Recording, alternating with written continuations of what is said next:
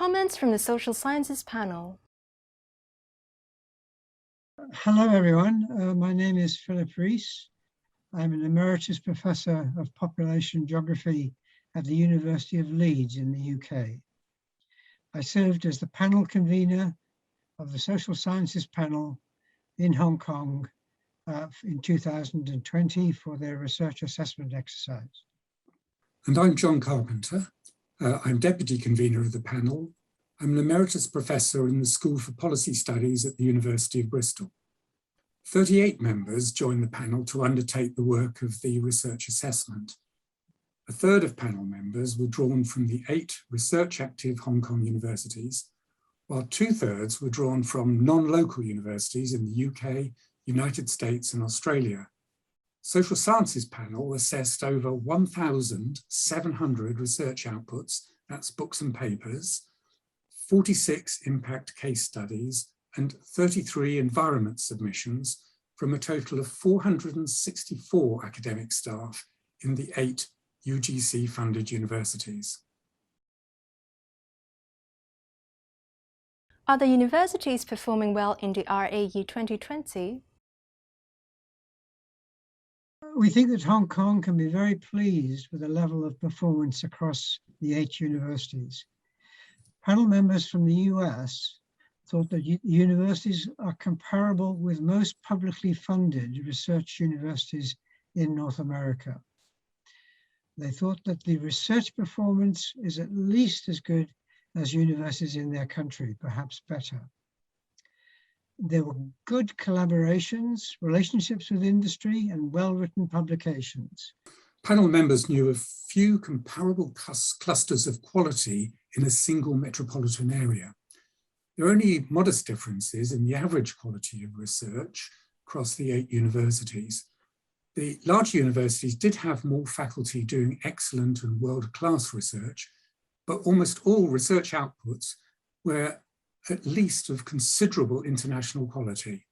The larger and longer established universities, which offer a full range of disciplines, were well organized in their research assessment exercise submissions. These strong systems of strategic planning, recruitment, focus on research across all departments and schools. Some newer and smaller universities, however, have rather less developed systems, but are nevertheless producing very good work. The small size of some Hong Kong departments presents challenges in sustainability. This is also an issue for small UK departments. Nevertheless, there's clear comparability at the top end with excellent UK departments. What are the strengths of the 8 UGC-funded universities and the areas with potential for further development? The panel was impressed by the high quality of research in psychology.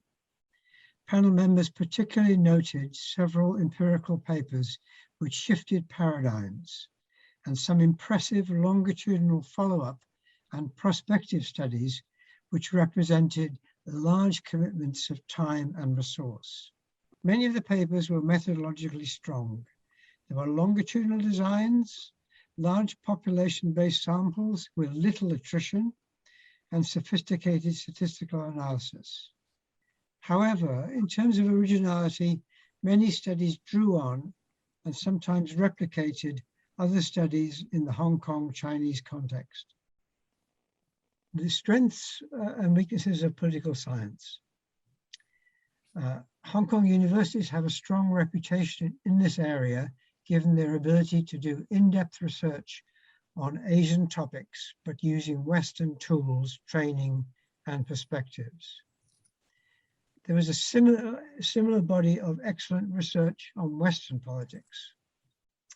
Even in the United States, a sample of 8 universities in almost any state system would not have produced such uniformly strong research across those institutions. There was a good mix of top-flight quantitative and excellent historical and theoretical research. Work in political science ranged from high-quality research outputs on diplomacy, Confucianism, and democracy through superb survey research and quantitative studies of public administration. The geography units of assessment conduct excellent interdisciplinary research on topics such as the physical environment, urban transformation, and sustainable development, all topics vital to the future of the world. In the coming years, they should consider perhaps increasing their comparative studies to cover 2 or more countries or regions, and more intensive participation in international networks. Okay, I'm going to talk about sociology and anthropology. Here, Hong Kong universities are doing very good empirical fieldwork across criminology, gender studies, social development, and religion and culture in Hong Kong and China. On the other hand, they're not pushing forward theoretical debates that are more globally engaged. So that's an area to work on.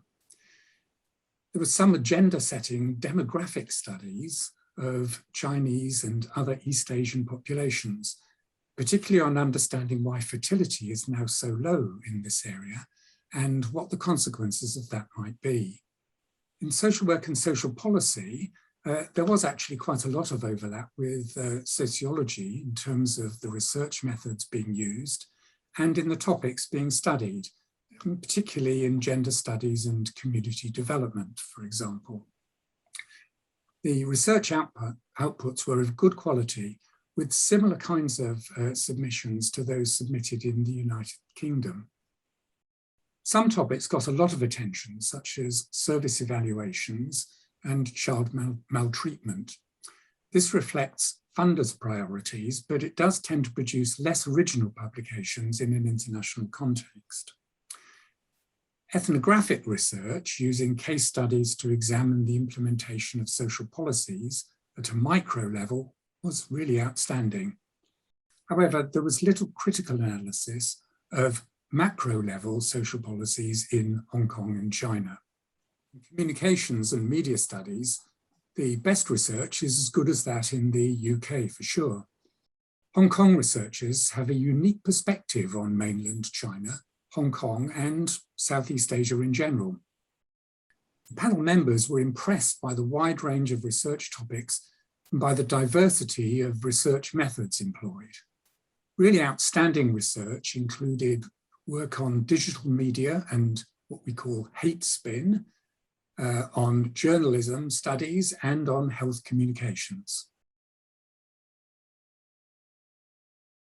How could the universities strive for further excellence? Universities should consider developing niche areas where they have strengths today, such as clinical and educational areas of psychology, neuroscience, and linguistics.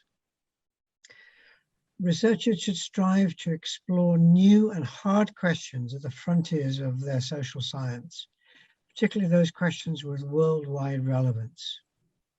Success in such an endeavor might bring about a series of paradigm shifts in their subjects. We encourage universities to continue in their efforts to embrace international collaboration.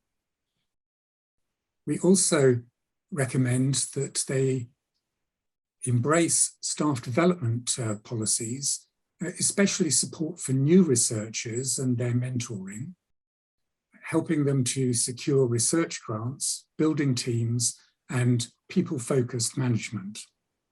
Lastly, may I thank our panel members who've provided tremendous support to the Social Sciences panel. Everyone carried out their tasks with professionalism and attention to detail.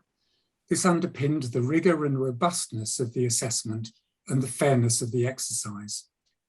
We congratulate Hong Kong universities for a fine performance across social sciences and look forward to further research excellence from Hong Kong in the future. Thank you.